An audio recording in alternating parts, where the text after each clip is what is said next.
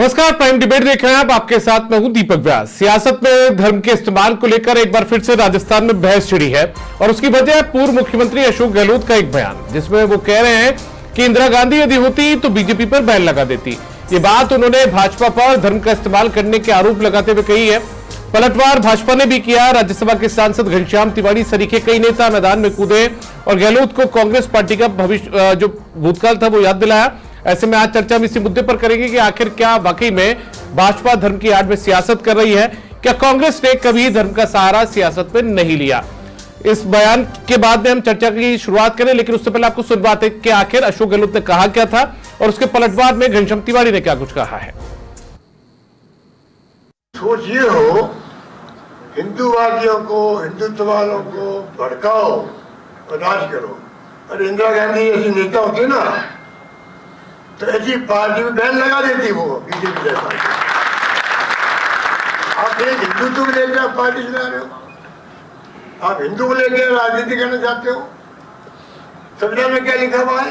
शपथ संविधान के लिए आपने, शपथ संविधान के लिए आपने। यहाँ मुस्लिम लीग से कांग्रेस ने समझौता किया कि हम खिलाफत आंदोलन का समर्थन करेंगे, मतलब हम खलीफा का समर्थन करेंगे और तुम भारत की आज़ादी का समर्थन करो। और दो राष्ट्र की थ्योरी उसी दिन भारत में कांग्रेस पार्टी ने स्थापित कर दी, जो फिर 1947 में विभाजन के रूप में सामने आई। तो मैं अशोक गहलोत साहब से कहना चाहता हूं कि जरा अपने गिरेबान में झांक कर देखें कि कांग्रेस पार्टी क्या है। 1916, 1919, 1922, 21 और 1947 कांग्रेस ने मुस्लिम लीग के साथ बात कर कर देश का विभाजन कराया। और इसी मुद्दे पर चर्चा के लिए हमारे साथ में कुछ खास मेहमान जुड़ चुके हैं, उनका परिचय आपसे करवा देते हैं। हमारे साथ में जयपाल सिंह मांडोता जी जुड़ चुके हैं, भारतीय जनता पार्टी के प्रवक्ता है। हमारे साथ में प्रियदर्शी भटनागर जी भी जुड़ चुके हैं, जो कि कांग्रेस पार्टी के प्रवक्ता है। साथ ही हेमंत भाई गोयल जी हमारे साथ में जुड़ चुके हैं, जो राजनीतिक विश्लेषक है। आप तीनों का बहुत स्वागत है। चर्चा की शुरुआत प्रियदर्शी जी से करना चाहेंगे। प्रियदर्शी जी, आप लोगों ने जिस तरीके से आरोप लगाए हैं और खासतौर पर अशोक गहलोत जी ने आरोप लगाया, आपको लगता सर कि जब लोकतंत्र की बात की जाती है तो ऐसे में लोकतंत्र के भीतर एक पार्टी जो राजस्थान में भी सत्ता में है और ना केवल राजस्थान में बल्कि देश में 12 साल से सत्ता में है, ऐसे में उससे बैन करने की बात आप लोग कर रहे हैं? देखिए, माननीय अशोक गहलोत जी ने जी सर, जो भारतीय जनता पार्टी का असली चाल चरित्र जो चेहरा है वो जनता के सामने लाने का प्रयास किया है। अभी आपने देखा, आपकी रिपोर्ट के अंदर ये बात कर रहे थे मुस्लिम लीग की, तो सबसे बड़ी बात है कि ये शायद ये अपना अतीत भूल गए। 1941 के अंदर श्यामा प्रसाद मुखर्जी ने जिसकी ये दुहाई दे रहे हैं मुस्लिम लीग की, उसी के रहमो कर्मों पर श्यामा प्रसाद मुखर्जी वित्त मंत्री बने थे, इन्होंने सहयोग दिया था। आज हम गलत क्या कह रहे हैं? भारतीय जनता पार्टी चाहे डबल इंजन की सरकार हो या 12 राज्यों में जहां इनकी सरकार है, वहां पर इन्होंने हिंदू मुसलमान धर्म जाति इसके आधार के ऊपर राजनीति करी है और विभाजन की राजनीति करी है। आपको मैं एक दो उदाहरण देना चाहता हूं। 2024 में लोकसभा चुनाव के अंदर जो जनसभा बांसवाड़ा में थी, वहां पर माननीय नरेंद्र मोदी जी सभा को संबोधित करते हुए क्या कहते हैं? कांग्रेस को सत्ता में मत आने दीजिए, अगर कांग्रेस सत्ता में आती है तो ये आपका मंगलसूत्र लेके उन घुसपैठियों में बांट देगी जिनके ज्यादा बच्चे होते हैं। ये कांग्रेस के घोषणा पत्र को कह देते हैं ये मुस्लिम लीग का घोषणा पत्र है। तो इसका तात्पर्य क्या है? ये बहुसंख्यक और अल्पसंख्यक यानी कि हिंदू मुसलमान के बीच के अंदर ये बांटने की राजनीति कर कर ये सत्ता तक पहुंचे। ऐसे बहुत सारे उदाहरण हैं जिससे इनकी असलियत पता पड़ती है, इनका चाल चरित्र चेहरा पता चलता है कि ये धर्म पे आधारित राजनीति करते हैं, मुद्दों पे आधारित राजनीति नहीं करते।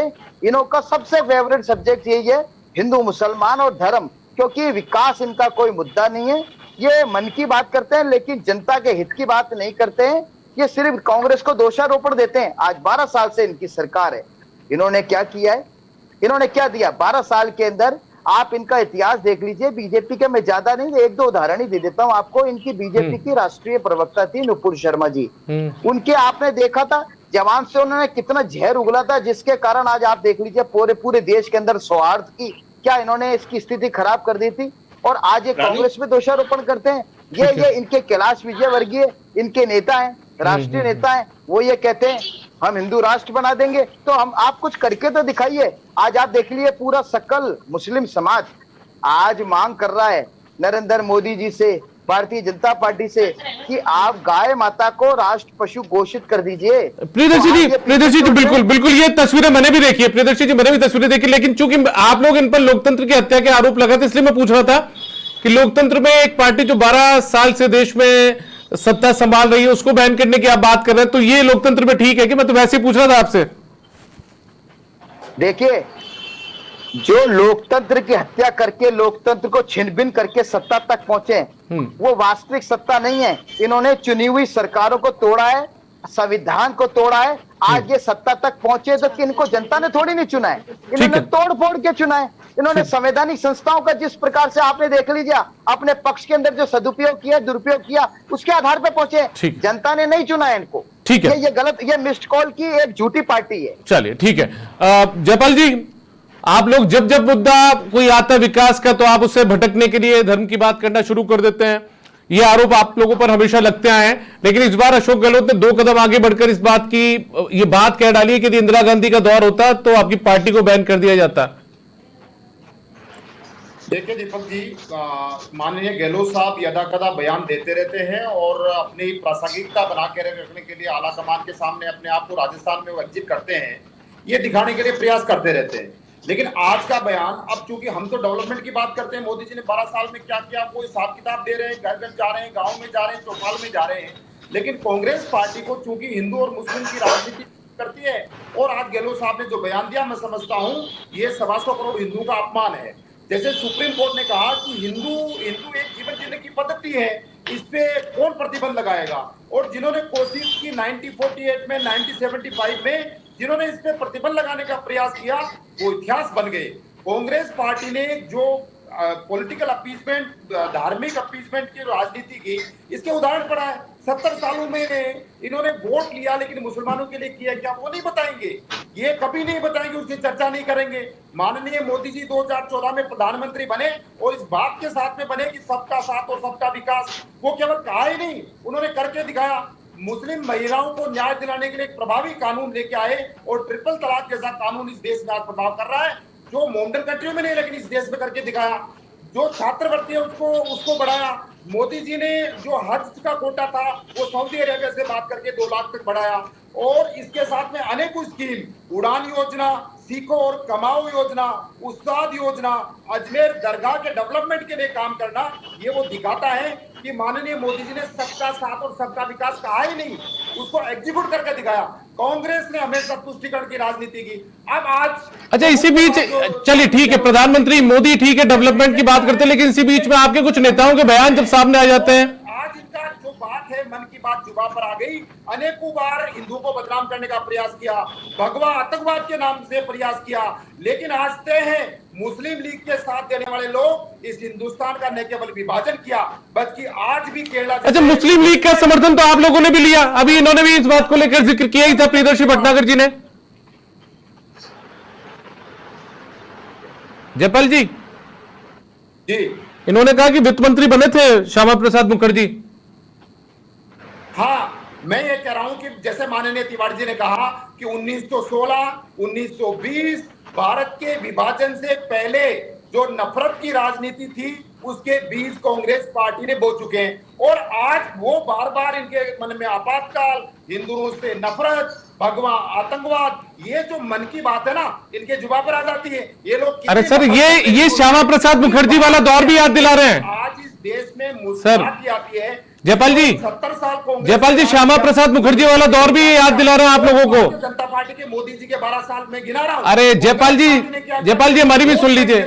जयपाल जी, कभी मुसलमानों के भले के लिए काम नहीं किया। जयपाल जी, अभी प्रियदर्शी भटनागर जी जुड़े हुए हैं, ये कह रहे थे ये श्यामा प्रसाद मुखर्जी वाला दौर भी आपको याद दिला रहे थे, वो कैसे वित्त मंत्री बने। मैं ये कह रहा हूं कि श्यामा प्रसाद मुखर्जी का ये दौर याद दिला रहे हैं, लेकिन श्यामा प्रसाद मुखर्जी ने इस ऐसी सत्ता को ठुकरा दिया, ऐसी सत्ता से इस्तीफा दिया कि नहीं दिया उन्होंने। आप बताइए कि जिन लोगों तो ने मजबूरी क्या धार्मिक है? तुष्टिकरण की राजनीति की, आज वो कहाँ है? और श्यामा प्रसाद मुखर्जी जैसे एक राष्ट्रवादी नेता ने इस प्रकार की सत्ता को लात मार अरे के वो सहयोग की बात दिला रहे, वो सहयोग का दौर याद दिला रहे थे आपको। धार्मिक तुष्टिकरण की राजनीति की वो ठीक है, स्वीकार नहीं थी, इसलिए चलिए ठीक है, प्रसाद मुखर्जी ठीक है। हेमंत भाई गोयल जी भी हमारे साथ में मौजूद है। हेमंत भाई गोयल जी, विभाजन किया। पहले अशोक गहलोत कहते हैं कि ठीक है यदि इंदिरा गांधी का दौर होता तो जैसे उन्होंने आपातकाल लगाया होगा वैसे बीजेपी पर भी बैन लगा देती वो, इस बात का संकेत तो यही है। लेकिन इस बीच जब बात होती है तो ये खिलाफत आंदोलन की बात करते हैं कि इन्होंने खिलाफत आंदोलन में सहयोग लिया, दूसरी तरफ ये श्यामा प्रसाद मुखर्जी का दौर याद दिला देते हैं। कैसे देखा जाए? देखिए दीपक जी, आज अशोक गहलोत साहब ने जाने अनजाने में आलाकमान को खुश करने के चक्कर में एक ऐसा बयान दे दिया जो खुद कांग्रेस की कड़वी हकीकत सामने लाता है, कांग्रेस को पूरी तरह से एक्सपोज करता है, कांग्रेस की चाल और चरित्र को बताता है। यानी वो कहते हैं कि आज अगर इंदिरा गांधी होती तो बीजेपी पर बैन लगा देती। यही इनकी परिपाटी रही है, ये इनका स्वभाव रहा है, ये इनकी तासीर रही है, यही इनकी राजनीति रही है। और आज उस बयान पर हमको आपातकाल की स्थिति याद आ जाती है। अरे भाई, बहुत बात करते हैं ना राहुल गांधी कि सब लोकतंत्र की हत्या। अरे आप तो खुद कह रहे हैं कि आज अगर इंदिरा गांधी होती तो बीजेपी को बैन कर देती, क्योंकि बीजेपी हिंदुओं की पार्टी, इसलिए। अरे भाई, मुसलमानों की भी पार्टी है क्या? मुझे आप बताइए। और अशोक गहलोत साहब कौन सी राजनीति की बात करते हैं? अरे उनके खुद जोधपुर में सईद अंसारी जो कांग्रेस के 15 साल जिला अध्यक्ष रहे, वो 3 बार उनको टिकट दिया कांग्रेस ने, लेकिन सईद अंसारी ने स्पष्ट आरोप लगाया कि अशोक गहलोत के लोगों ने, उनके समर्थकों ने मुझे चुनाव में हरवाने का काम किया, उनके लोग मुझे चुनाव में हरवाने के लिए पैसे बांटते थे। यानी मुझे खड़ा तो करते ताकि मुसलमान वोट अशोक गहलोत को मिल जाए, तो अपनी जीत सुनिश्चित करने के लिए उनको टिकट देते मुसलमान को, लेकिन उनको पराजित करवाया जाता। ये अशोक गहलोत की राजनीति है। अब आप बात करें, अरे भाई, अशोक गहलोत तो वो व्यक्ति हैं जिन्होंने ये आदेश, आपको याद है जोधपुर विद्युत वितरण निगम ने क्या आदेश निकाला कि साहब रमजान के दिनों में मुस्लिम बहुल क्षेत्रों में बिजली आपूर्ति बिल्कुल निर्बाध तरीके से रहनी चाहिए, कोई शटडाउन नहीं होगा, कोई बिजली कटौती नहीं होगी, वहां पर रमजान में किसी तरह की उनको दिक्कत नहीं आएगी। अरे उस टाइम तो भाई नवरात्रा भी चल रहे थे, आप हिंदुओं की भी याद कर लेते। और अरे अशोक गहलोत के शासनकाल में तो जो मुस्लिम, जो हिंदुओं के धार्मिक जुलूस होते थे, रामनवमी का जुलूस है या हनुमान जयंती का जुलूस है या महावीर जयंती का जुलूस है, उन पर प्रतिबंध लगाया जाता था और मुस्लिम धार्मिक जुलूसों को बाकायदा संरक्षण प्रदान किया जाता था। तो ये अशोक गहलोत की और कांग्रेस की राजनीति रही है। और मुझे एक बात बताइए, कांग्रेस सरकार ने तो हज यात्रा में जाने के लिए मुस्लिम महिलाओं को धार्मिक स्वतंत्रता भी प्रदान नहीं करी। उनके उस समय ये नियम था हज यात्रा के लिए कि एक मुस्लिम रिश्तेदार, पुरुष रिश्तेदार को साथ में ले जाना जरूरी है। और अब जब मोदी सरकार आई तो उन्होंने इस अनिवार्यता को खत्म किया कि जरूरी नहीं है कि कोई मुस्लिम महिला हज यात्रा में जाने के लिए मुस्लिम। ठीक है, तो ये माना जाए कि मतलब अपने सियासी नफे के लिए, नुकसान के लिए हर तरीके से हर किसी का चरित्र अलग हो जाता है, चेहरा अलग हो जाता है। तो दीपक जी, प्रश्न क्या है?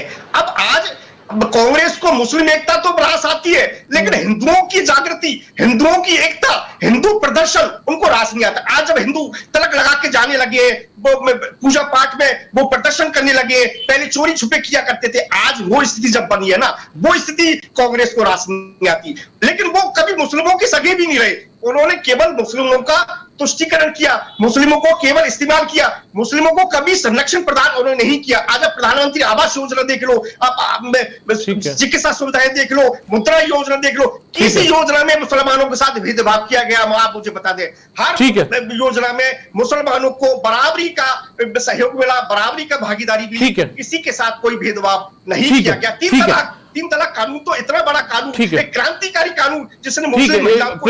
प्रियदर्शी भटनागर जी मुस्कुरा भी रहे हैं, कोई जवाब देना चाह रहे हैं शायद। प्रियदर्शी जी, आप लोग इंदिरा गांधी के दौर की बात कर रहे हैं, लेकिन इंदिरा गांधी के दौर के आपातकाल की याद लोगों को दिला रहे हैं आप, ये आरोप है आप लोगों पर। जी ठीक है, ये आरोप बीजेपी कई बार लगा चुकी है और कई बार कांग्रेस इसका जवाब दे चुकी है, लेकिन भारतीय जनता पार्टी इस चीज का जवाब नहीं दे रही है। अभी आपने देखा आपकी डिबेट में भी ये सिर्फ मुस्लिम समुदाय को दोषारोपण करने के लिए और कांग्रेस पार्टी को दोषारोपण करने के लिए अलावा इन्होंने कुछ ही नहीं बोला।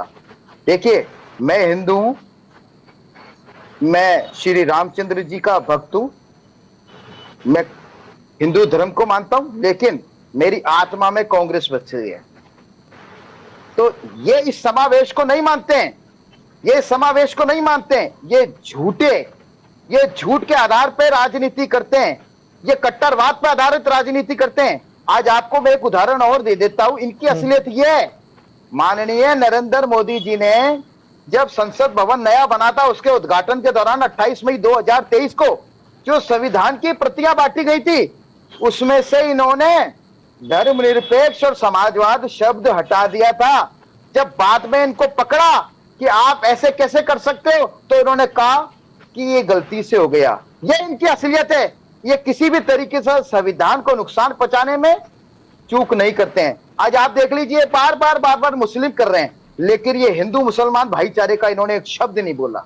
इन्होंने एक शब्द नहीं बोला कि इस देश के अंदर सभी समान है, सबको साथ रहने का अधिकार है, भाईचारा बढ़ना चाहिए, सौहार्द बढ़ना चाहिए, इसी से देश की तरक्की होगी। ये सिर्फ जहर उगलते रहे, ये सिर्फ बोलते रहे मुसलमान ये कर रहे हैं, कांग्रेस पार्टी मुसलमानों को कांग्रेस पार्टी नहीं करती क्या तुष्टीकरण की राजनीति?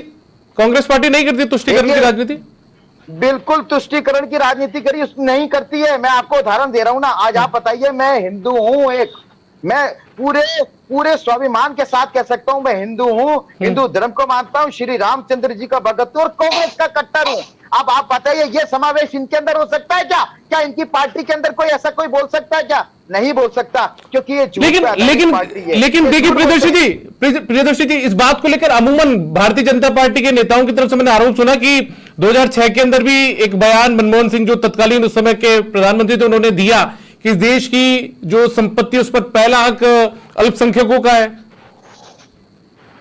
देखिए, ऐसा कतई नहीं कहा है। अच्छा। ऐसा बिल्कुल कतई नहीं कहा। उन्होंने कहा इनका भी अधिकार है, क्योंकि हम वापस इसको रिपीट करते हैं, क्योंकि ये बार बार 1916 की बात कर रहे थे ना। ये देश के इतिहास को क्या जाने, इस देश की आजादी स्वाधीनता जो के लिए जो आंदोलन था, उनमें इनका योगदान नहीं है। इन्होंने खून का कतरा नहीं बहाया। इनको क्या पता 1916 में क्या हुआ था? आज आप देख लीजिए, ये तो आप भी मानेंगे और पूरा देश मानेगा, हर हिंदू मानेगा, हर जायज हिंदू मानेगा। ये इस देश को आजाद कराने के लिए जो लड़ाई लड़ी गई थी, वो सभी धर्मों ने, चाहे वो हिंदू हो, चाहे मुसलमान हो, चाहे ईसाई हो, जो भी हो, सबने मिलजुल के लड़ाई लड़ी थी। ठीक है, चलिए, ठीक है, था उस लड़ाई के अंदर। ठीक है, ये बिल्कुल इस चीज को इनको मानना पड़ेगा। लेकिन ये इसको क्या करते हैं, डिवाइड करते हैं, ये इसको विभाजन की राजनीति करते हैं। ठीक है जयपाल जी, कुल मिलाकर आप लोगों पर वही आरोप है कि विभाजनकारी नीति आप लोग अपनाते हैं, आप हिंदू मुस्लिम करते हैं।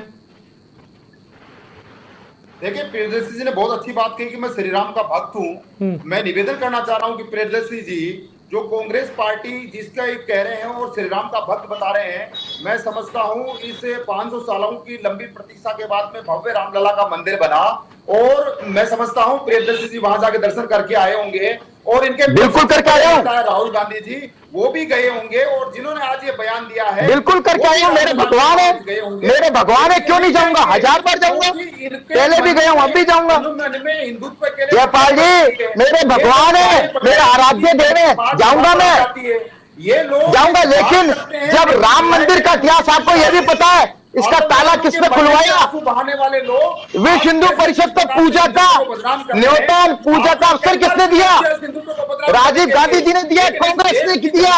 लेकिन झूठी राजनीति, बंटवारे की राजनीति भारतीय जनता पार्टी को नहीं करनी चाहिए। नीति वो दिन दूर नहीं है जब जनता आपको फाड़ के बाहर फेंक देगी, क्योंकि लोग आपस में मोहब्बत और भाईचारे को महत्व देते हैं। आप बांटने में विश्वास करते हैं, हम जोड़ने में विश्वास करते हैं। आप नफरत की दुकान खोलते हैं, हम मोहब्बत की दुकान खोलते हैं। आपके सामने ये असलियत है।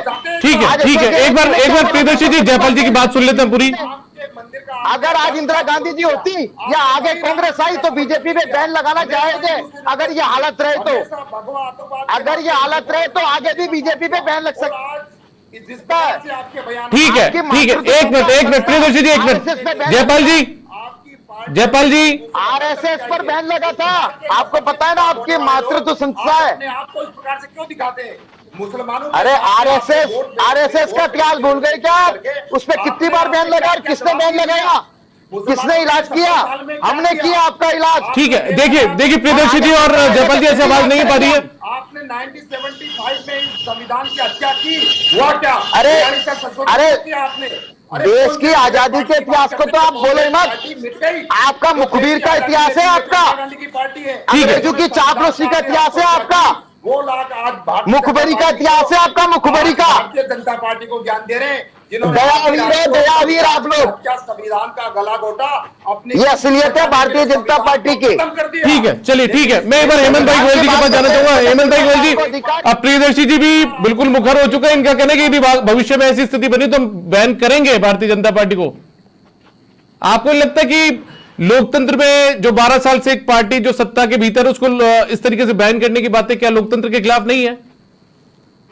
देखिए, जो लोकतंत्र के विपरीत काम करे, देश को बांटने का काम करे, देश की अखंडता को तोड़ करे, उस पे एक नहीं 1000 बार। ठीक है, मैं हेमंत भाई गोयल जी से रिएक्शन ले लेता हूं उस मामले पे। हेमंत भाई गोयल जी, मैं आपसे रिएक्शन जानना चाह रहा था सर। जेलों में बैठकर बिल्कुल 1000 बार बैन करना चाहिए इसको। जो अपने आप को आज के हालत यही है, आज के हालात यही है, इसको बैन करना चाहिए। हेमंत भाई गोयल जी, मेरा सवाल आपसे, इसे किस तरीके से देखते हैं? भारतीय जनता पार्टी को बैन करना चाहिए या आरएसएस को बैन कर देना चाहिए? लेकिन इस बीच ये भी तो बड़ा सवाल है कि विकास के मुद्दों पर बात होने की बजाय या वैचारिक मतभेद आपके सामने तो पार्टियों को बैन करने की बयानबाजी, सियासत शुरू हो गई है। विकास इनका कोई विषय नहीं है, विकास इनका मुद्दा नहीं है। ठीक है, तो ठीक है, मेरा आप दोनों से निवेदन है, मैं हेमंत भाई गोयल जी का रिएक्शन जानना चाहता हूं उस पर। हेमंत भाई गोयल जी, मुसलमानों के लिए आपने क्या किया? वोट बैंक किया आपको ठीक है, देखिए जयपाल जी और प्रियदर्शी जी, मैं हेमंत भाई गोयल जी से उनका रिएक्शन जानना चाहता हूं। देश का युवा सड़कों पे वो आपको मैसेज दे रहा है, देश की 65%। हेमंत भाई गोयल जी, आप मेरी आवाज सुन पा रहे हैं कि सर?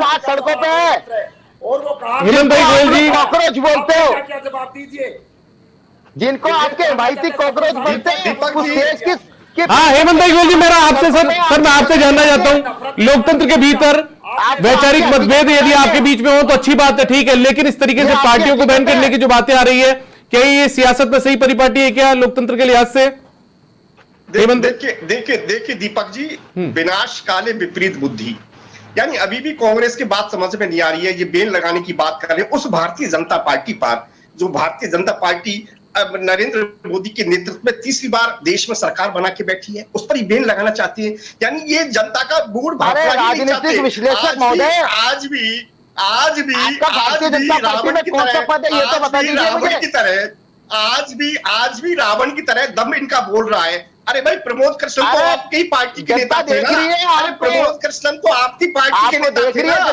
प्रमोद कृष्णन ने पार्टी क्यों छोड़ दी?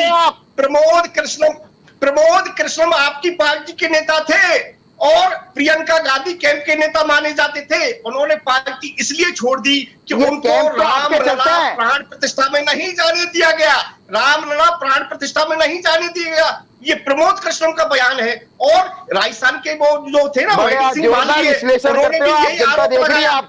भी यही आरोप लगा। अपने आत्मा में जाके देखिए, आपको पता चल जाएगा। भी देख रही है। अरे आपकी आत्मा में जाके देखिए किस प्रकार का विश्लेषण कर रहे हो। कोई बीजेपी के पदाधिकारी हो क्या या सह प्रवक्ता हो? चलिए ठीक है जयपाल जी, आपकी आखिरी टिप्पणी। हाँ, जैसा अभी हेमंत भाई कह रहे थे कि जब नाश मनुष्य पर छाता है तो पहले विवेक मर जाता है। आज कांग्रेस पार्टी का आज चेहरा जनता के सामने दोबारा बेनकाब हुआ। ये बीजेपी का असली चाल चरित्र चेहरा है जो अशोक गहलोत जी ने बताया है। बौखलाहट यही है, इनको इनकी असलियत पता चल गई। ये इनका चाल चरित्र चेहरा है, एक करके अशोक गहलोत जी ने इनको बताया है, इसलिए बौखलाहट हो रखी है इनको। ठीक है प्रियदर्शी जी, बार बार ये सवाल उठता है, आपके जो आराध्य देव है भगवान राम, उनके मंदिर में आप दर्शन करने चले जाते हैं, लेकिन आपकी पार्टी के राजस्थान के बड़े नेता नहीं गए, आपके पार्टी के देश के बड़े नेता नहीं गए। इसको लेकर तो आप लोगों को कहीं ना कहीं फेस करना बहुत मुश्किल हो जाता होगा। प्रियदर्शी जी, मैं आपसे पूछ रहा हूं सर, आपके आराध्य देव है भगवान राम, आप उनके दर्शन करने चले गए, लेकिन आपकी पार्टी के कई बड़े नेता नहीं गए, तो ऐसे में आप लोगों के लिए मुश्किल होती है कि फेस करना। देखिए, मंदिर किसी के घर की बाप होती नहीं है। बिल्कुल नहीं। इच्छा होगी मैं तब दर्शन करने जाऊंगा। वो होते कौन है निमंत्रण देने वाले? वो उनकी खरीद शुदा जायदाद है क्या? भगवान सबके हैं, भगवान ठीक है। हेमंत भाई गोयल जी, मैं डिबेट के आखिरी उसको पढ़ाओ पे सर आपकी आखिरी टिप्पणी चाहूंगा। अब कौन होते हैं, कौन किसको निमंत्रण देगा नहीं देगा, कोई खुद की इच्छा से जाएगा। मुस्कुराहट आ रही है। आप लोगों को 125 करोड़ लोगों से अरे आप हो कौन? आपको पूछता कौन है? आप हो कौन जो आप बुलाओगे? देश के नागरिक हैं। ठीक है हेमंत भाई गोयल जी, आपकी आखिरी टिप्पणी सर। नागरिक हैं और पूछना चाहते हैं राम भक्त से कि वो रामलला को मानते हैं क्या, ये पूछना चाहते हैं। देखिए देश के देखिए नागरिक होने के नाते। दीपक जी, मैं चाहता हूं देश का लोकतंत्र मजबूत रहे, लेकिन कांग्रेस तो मुख्य विपक्षी दल अपने आप को कहती है, और कांग्रेस के हालात ऐसे बन गए कि ये राम को काल्पनिक बताते हैं और पता नहीं क्या क्या कहते हैं। हिंदुओं से इनको नफरत है। अरे हिंदू अगर हिंदू होने का प्रदर्शन करता अरे है तो उनको भड़काने का नफरत क्यों है? काम तो इनके मत पेट में करो रोना आप। क्यों पड़ता है कम भाई? से कम अपने पद की गरिमा का तो ध्यान अरे रखो मैं आप। भड़काने का काम नहीं कर रहा, मैं भड़काने का काम कर रहे हैं भाई, आप। मैं बीजेपी भड़काने के का काम नहीं प्रवक्ता कर रहा, होते हैं। लेकिन अरे समझिए, बीजेपी के अरे सह प्रवक्ता आप प्रवक्ता महोदय तो कांग्रेस को सामने मजबूत बैठे हैं। करिए। अरे जयपाल जी, कांग्रेस आप मजबूत नहीं असिस्टेंट होगी प्रवक्ता दिख रहा है तो मुझे। देश मजबूत नहीं होगा, राष्ट्र मजबूत नहीं होगा। चलिए, अरे ठीक है। देश का प्रवक्ता हूं मेरे भाई, मैं देश का आप प्रवक्ता हूं, मैं ऐसे किसी बोलोगे पार्टी का कि मैं- प्रवक्ता चलिए ठीक है, नहीं, बहुत देश का शुक्रिया आप प्रवक्ता तीनों का, हेमंत भाई गोयल जी, प्रियदर्शी भटनागर जी और जयपाल सिंह मांडोत्तर जी, आप तीनों इस चर्चा में जुड़े हैं, हमारे साथ में चर्चा में हिस्सा लिए, बहुत शुक्रिया आप तीनों का। तो कुल मिलाकर देखिए, भारतीय जनता पार्टी यदि इंदिरा गांधी के दौर में होती तो बैन कर दिया जाता, या इंदिरा गांधी अभी इस दौर में होती तो क्या उसे वाकई में बैन करना संभव था? इस तरीके की जो बयान अशोक गहलोत ने दिए, उस पर एक बार फिर से धर्म के नाम पर सियासत करने को लेकर बहस छिड़ गई है। फिलहाल प्राइम डिबेट में इतना ही, इजाजत दीजिए, नमस्कार।